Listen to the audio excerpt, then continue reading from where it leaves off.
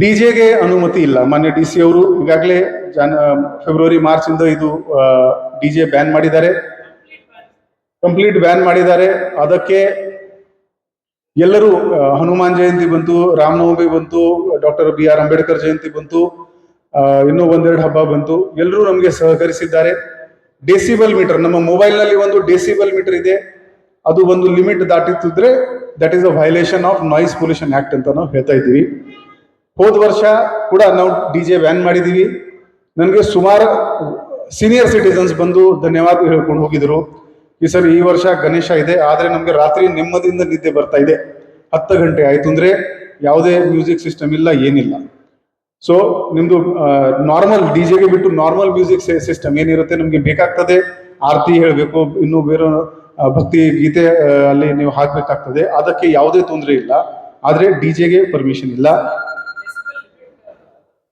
Decibel limit noise pollution act ಪ್ರಕಾರ 70 ಇರುತ್ತೆ. ನಾವು ನಮ್ಮ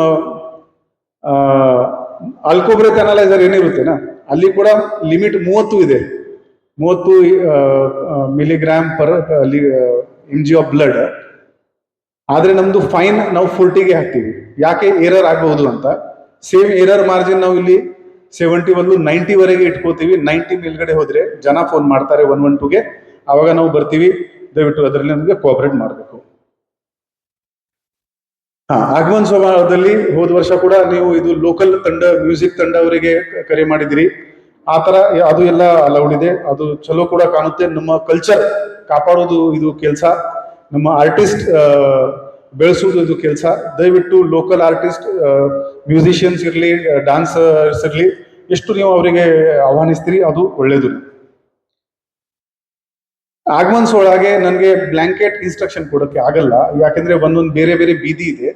ಸೊ ನೀವು ನಿಮ್ಮ ಪೊಲೀಸ್ ಸ್ಟೇಷನ್ಗೆ ಅರ್ಜಿ ಕೊಡಿ. ಆಗಮನ್ಸ್ ಒಳ ಬಗ್ಗೆ ನೀವು ಎಲ್ಲಿ ನಿಲ್ಬೇಕು, ಎಲ್ಲಿ ನಿಲ್ಬಾರ್ದು, ಅದರ ಬಗ್ಗೆ ಟ್ರಾಫಿಕ್, ಆ ದಿನದ ಟ್ರಾಫಿಕ್ ನೋಡಿಕೊಂಡು ನಾವು ಸೂಚನೆಗಳು ನೀಡ್ತೀವಿ. ಅದರ ಪ್ರಕಾರ ದಯವಿಟ್ಟು ನಮ್ಮ ಪೊಲೀಸ್ ಅಧಿಕಾರಿಗಳಿಗೆ ನೀವು ಕೋಆಪರೇಟ್ ಮಾಡಿ. ನಿಮ್ಮ ಬೀದಿನಲ್ಲಿ ನೀವು ಎಷ್ಟು ಗಂಟೆ ಅಲ್ಲಿ ಕಾರ್ಯಕ್ರಮ ಮಾಡ್ತೀರಿ ಅದಕ್ಕೆ ನಮಗೆ ಯಾವುದೇ ತೊಂದರೆ ಇಲ್ಲ.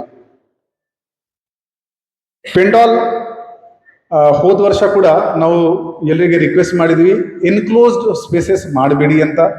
99% ಕಂಪ್ಲೈನ್ಸ್ ಇತ್ತು.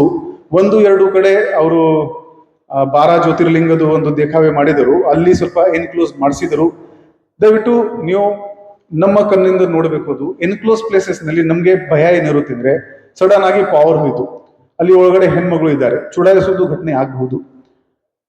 ಗಾಡ್ ಫಾರ್ವಿಡ್ ಕ್ರೌಡ್ ಜಾಸ್ತಿ ಇದೆ, ಸ್ಟ್ಯಾಂಪೇಡ್ ಆಯ್ತು ಅಂದ್ರೆ ಅವರಿಗೆ ಇಲ್ಲಿ ಹೋಗೋಕೆ ಆಗಲ್ಲ, ವಿಸಿಬಿಲಿಟಿ ರೆಸ್ಟ್ರಿಕ್ಟ್ ಆಗುತ್ತೆ. ಸೊ ಈ ವರ್ಷ ನಾವು ಯಾವುದೇ ಎನ್ಕ್ಲೋಸ್ಡ್ ಸ್ಪೇಸ್ ಡಿಸೈನ್ಗೆ ನಿಮ್ಗೆ ಅವಕಾಶ ಕೊಡಲ್ಲ.